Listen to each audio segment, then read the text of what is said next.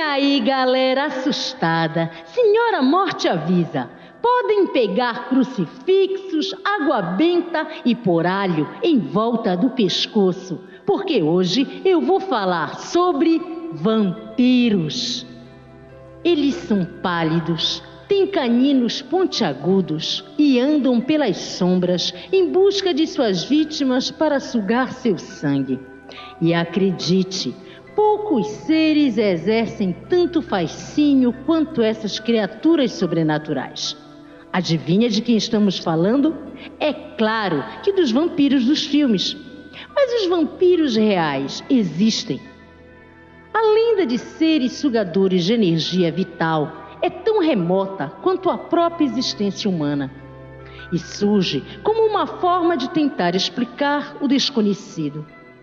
Nos primórdios, ninguém tinha conhecimento das enfermidades que dominavam o organismo humano. O termo doença era absolutamente ignorado.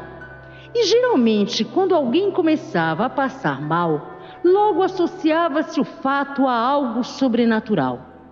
Logo surgindo a ideia de seres que se alimentavam da energia dos vivos, deixando-os naquele estado torpe, muitas vezes levando-os à morte.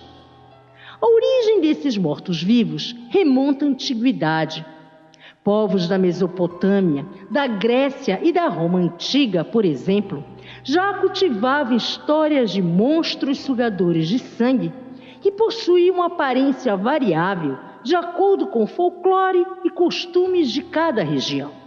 O vampiro com aparência que conhecemos hoje teve origem quase exclusivamente nos vilarejos do sudeste da Europa no início do século XVIII.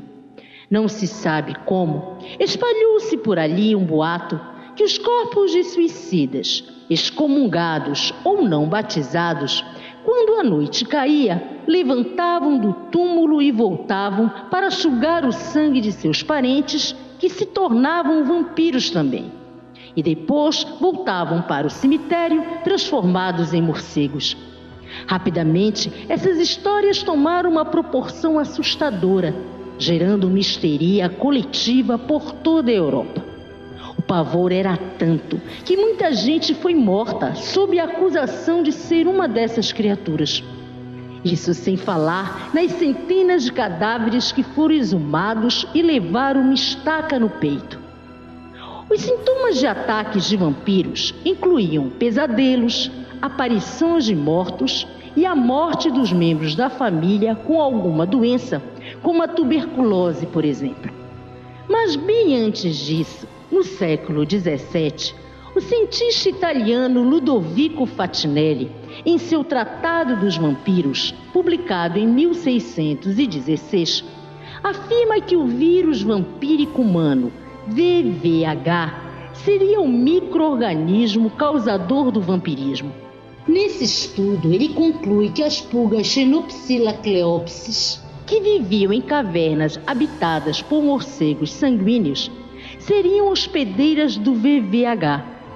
Os morcegos, ao serem picados pelo inseto, eram infectados e, ao saírem para se alimentar do sangue alheio, transmitiam o vírus para os animais e humanos que fossem atacados. A teoria de Fatinelli convenceu muita gente, mas o Papa Paulo V não gostou da história e condenou o cientista à Inquisição. Fatinelli morreu queimado na fogueira na Praça Central de Florença em abril de 1616. O mito dos vampiros surgiu sobretudo devido à ignorância.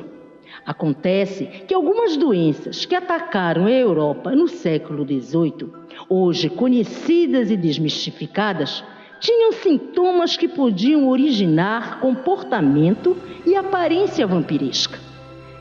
Catalepsia é uma doença onde todos os sentidos vitais do corpo se tornam quase imperceptíveis e a pessoa, apesar de consciente, fica imóvel, como se estivesse morta. Às vezes, eram achados corpos retorcidos ou com expressão de pavor nas tumbas, mas o motivo não era vampirismo, e sim erros de diagnóstico devido ao atraso da medicina.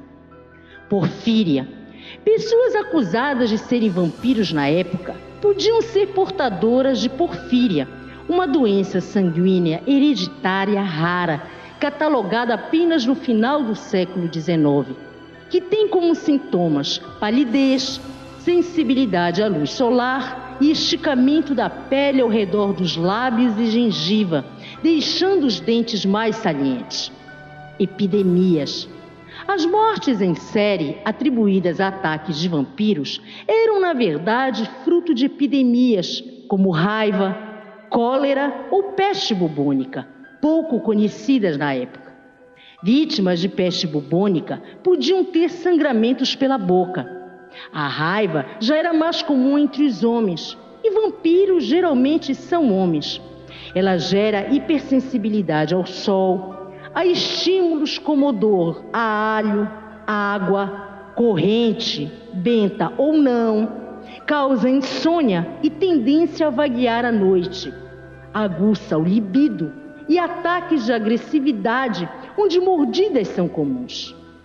No século XVIII, pouco se conhecia sobre o processo de decomposição humana, mas hoje sabemos que, dependendo da temperatura, da umidade e do tipo de solo, os corpos levam mais tempo para se decompor. Mas naquela época, se um caixão fosse aberto e o corpo estivesse preservado, não havia dúvida, tratava-se de um vampiro. Outro fato possível de ocorrer durante a decomposição do corpo é que o sangue e outros fluidos sejam expelidos pelas cavidades do cadáver, principalmente boca e nariz. E durante a exumação, se um cadáver apresentasse essas características, seria considerado um morto-vivo. Alguns cadáveres dão a impressão que, mesmo mortos, suas unhas e cabelos continuam crescendo por causa de refluxos da pele. Além disso, os gases do corpo se expandem, aumentando o abdômen, levando os incautos a pensarem que o cadáver tinha se alimentado recentemente e que, com certeza, era um vampiro.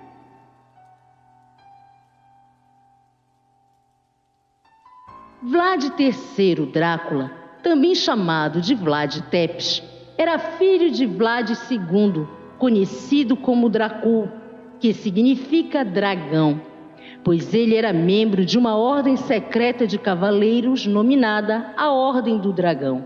Por isso, Vlad Tepes recebeu a alcunha de Drácula, filho do dragão. Drácula era conhecido por sua crueldade extrema com seus inimigos políticos e militares. Segundo contam os livros, Drácula gostava de ver seus prisioneiros de guerra sendo empalados ao mesmo tempo. E enquanto suas vítimas sofriam miseravelmente, ele se divertia bebendo o sangue de seus inimigos enquanto eles agonizavam. Por isso, ele foi conhecido como um vampiro com sede de sangue. Uma de suas piores atrocidades ocorreu em 1461, quando Mohamed II, do Império Otomano, homem reputado por sua coragem, desistiu de invadir a Transilvânia diante da horrenda visão e do fétido odor da floresta de 20.000 prisioneiros turcos empalados na entrada da cidade de Torgoviste. Mas este não foi seu recorde. No dia de São Bartolomeu, em 1459, Vlad ordenou o empalamento de 30.000 pessoas. Todos os corpos eram deixados no local para apodrecer a olhos nus. Ele foi morto em 1476, perto de Bucareste, na Romênia. A história de Vlad Tepes inspirou o romance Drácula, escrito em 1897 pelo escritor irlandês Bram Stoker.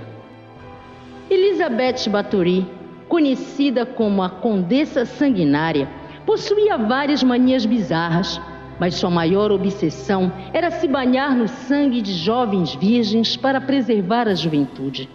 Estima-se que ela tenha sacrificado mais de 600 pessoas até ser condenada à prisão perpétua em 1610. John George Halleck. A obsessão desse inglês começou na infância, quando ele mutilava os próprios dedos para sugar o sangue. Aos 40 anos, foi condenado à forca pelo cruel assassinato de 9 pessoas. Ele cortava o pescoço delas, bebia o sangue e derretia os corpos numa tina de ácido. Na hora de sua execução, em 1949, ele gritou: "Deus salve o meu filho da maldição de Drácula." Richard Chase, conhecido como o Vampiro de Sacramento, este serial killer matou 6 pessoas entre dezembro de 77 e janeiro de 78. Após esquartejá-las, bebia o sangue e guardava parte dos corpos no congelador para comer depois. Foi condenado à câmara de gás, mas se suicidou com antidepressivos. Peter Kürten, apelidado de Vampiro de Düsseldorf, foi um serial killer que matou mais de 79 pessoas, em sua maioria crianças. Ele as estuprava e as esfaqueava até atingir o orgasmo. Em seguida, costumava beber o sangue de suas vítimas. Foi preso e condenado à morte por decapitação. Tracy Wiggin, essa australiana, entrou para a história por ter matado com 27 facadas Edward Baldock, de 40 anos, para beber seu sangue.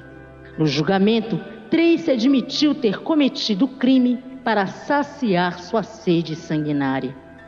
Uma coisa é certa: malvados ou bonzinhos, apavorantes ou sedutores, os vampiros já fazem parte da cultura e folclore da humanidade por milênios, e tudo indica que não irão desaparecer tão cedo.